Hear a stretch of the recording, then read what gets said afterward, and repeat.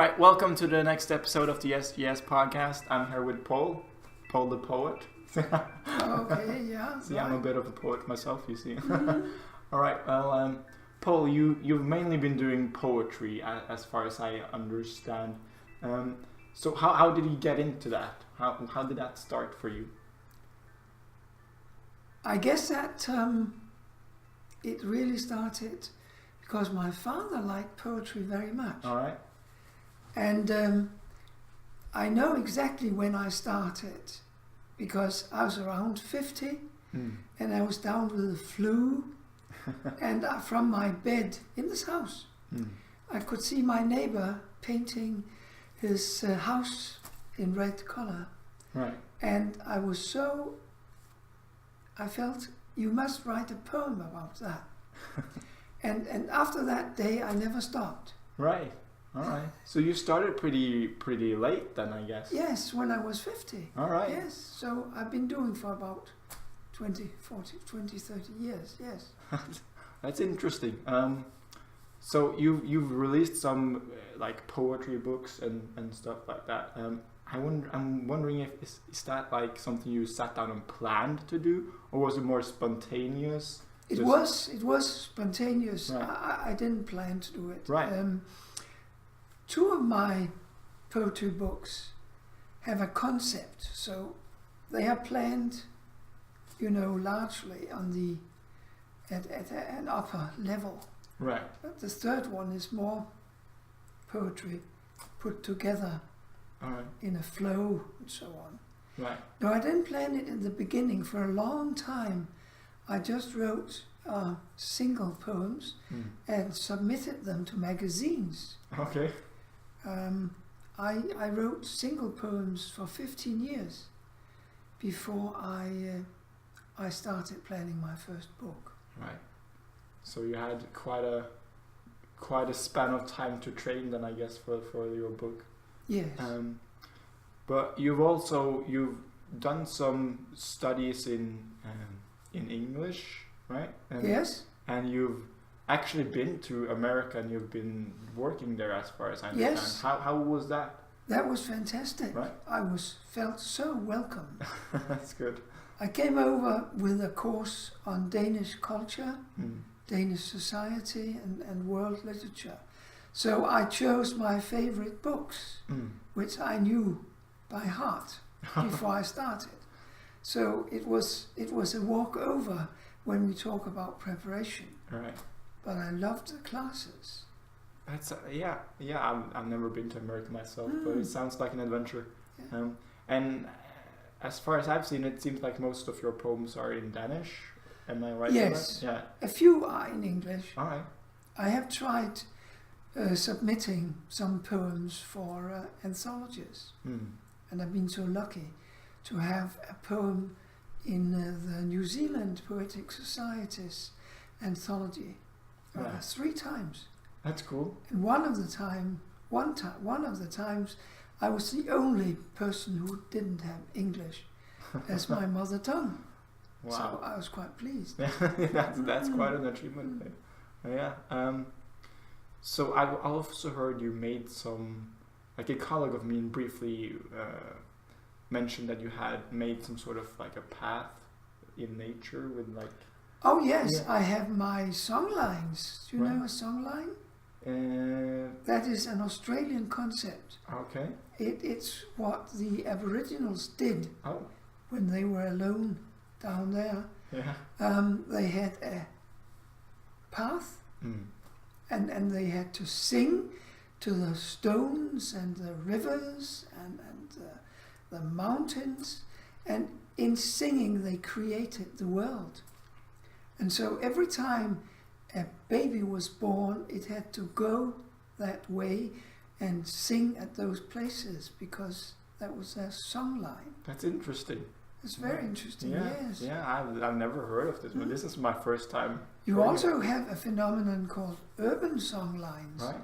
You can find people having songlines in New York, for instance. That's really cool. So you made one here in Denmark. I made my own songlines down in the forest, Rolskov, 30 miles south of here. That's very cool. All right. Well, are you still working on some new releases, or? No, I'm using my energy on the last one. Right. You know, it was published in December, so it's only 3 or 4 months ago.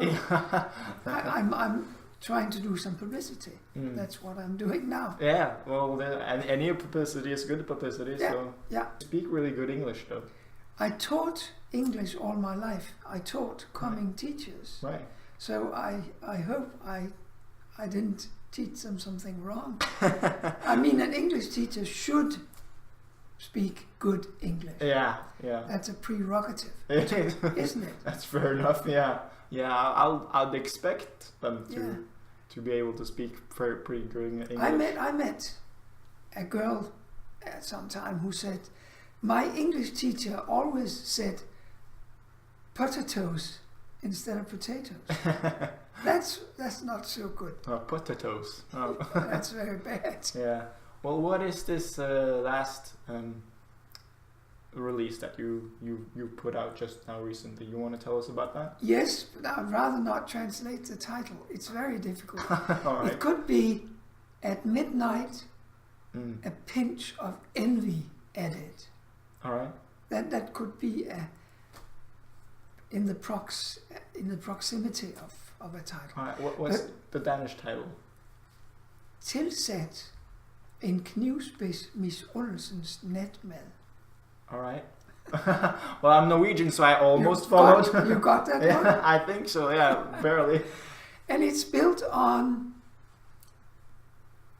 lines, one-liners, little dialogues I picked up in the street, in the bus. Oh, yeah.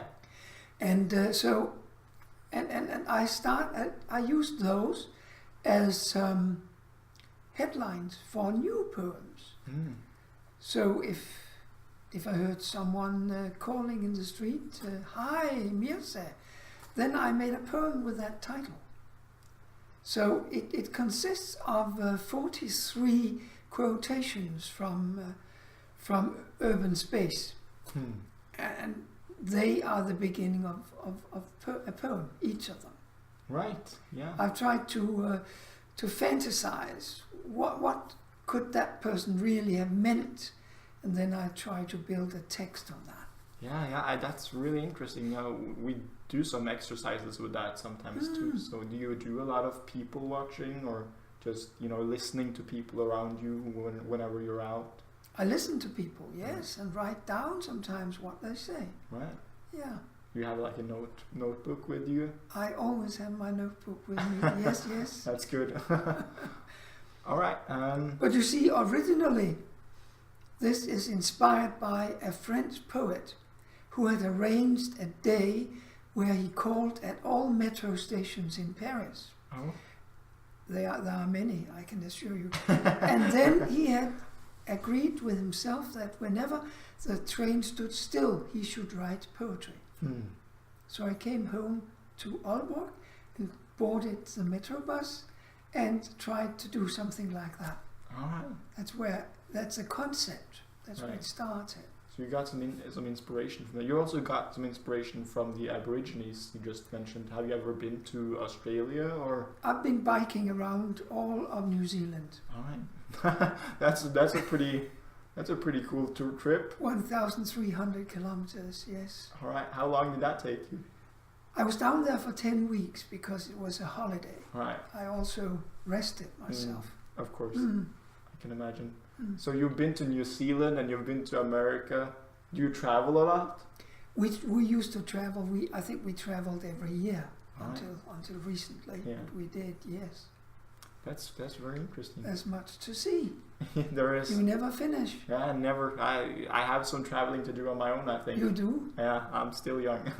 One of my bike trips was from Oslo to the North Cape. Oh, really? 2,300 kilometers. I should try that. That was fantastic. Yeah. Really fantastic. You get a lot of your inspiration from all these trips? No, I don't. Nothing. I get my inspiration from Aalborg, from this house. Right. I never write poetry when I'm abroad. No. You get it from your motherland. Yes, it's more like daily All right. impressions. Yeah. Okay. Yeah. I can get that. I mean, daily people are very interesting, really. Yeah. We are interesting, all of us, you and me. Well, So when we say something, it could lead to something else. exactly. We want to try to capture it, right, in our writing. That's Yeah. a lot of what we're doing, I find. Mm-hmm. So do you read a lot still? I see you have a lot of books there. I read a lot, Yeah. and in English if I can. Yeah, Yeah. that's good. We have a very good library system, so you can normally get all books in English if you want. Right, yeah, I've barely looked into the library system, but it looks very, very comprehensive. It is. Yeah, that's good. So where are you from in Norway? I'm from Stavanger, I usually say, but the oil city. yeah, exactly, yeah. I moved a lot around though, but you've been to Norway, so have you been to Stavanger? I've been to the West Country as well, Right. but not to Bergen. No. I've been to Bergen. You've been to Bergen, right? Bergen. I don't think I've been there myself. I'm That's a Norwegian, neighboring town. but- Yeah, it is, but yeah, I'm not very well traveled. So you went immediately to Denmark when you were born? Almost. No, I actually, right after high school, I went to Japan and I lived there for 9 months. Ah, Yeah, that is something. that's interesting. Have you ever been to Asia Yes. yourself? Yeah. Indonesia, Thailand, China. Yes, I have.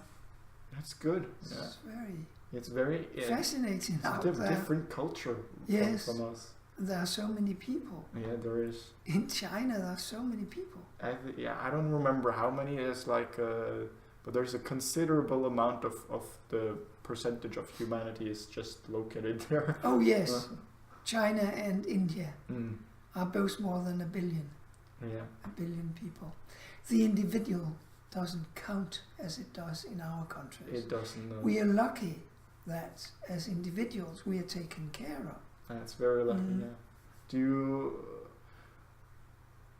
with your poetry, do you carry a lot of political messages, or is it more everyday? I do not. No. No. I'm interested in politics, and I'm often very angry at the things that happen to poor people. But I would write a letter to the editor or quarrel with somebody who disagree with me. Right. I would never spoil my poetry by that. All right. Yeah. I try to be aesthetic in my poetry. That's a good idea. That's my own garden. Yeah. I want to have my garden to myself. Your private piece. Yeah, but it doesn't mean that I don't have a social consciousness. No, of course not. But I give that to other parts Yeah. of my life. There's a medium for everything. There is. Yeah.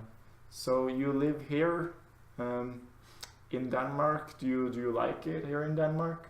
Oh yes, it's my country. I don't like everything that's happening in Denmark, but I like to live here. Right. There's a lot of political fluctuations right now going on. Oh yes. It seems like you spend a lot of time listening to everything that's going on. Are you worried at all about the future of Denmark? I don't think I'll answer that Oh, question. that's okay. No. You don't have to. No, but yeah. Could be. Right. Well, I mean, the future is what we make of it, right? Well, but we are not alone. no, we are not. There are many others than us. We too could, of course, make the world a better place. Yeah. but what about all the others? Yeah, we are a lot of people around here. That's a good thing and a bad thing. Yeah. Both in one. Well, Yeah. all right. Well, thank you so much for coming on our show. You're welcome. Yeah. You're all right. welcome. Yeah. Right. We'll see each other on next Wednesday. That's right. You're having a author talk.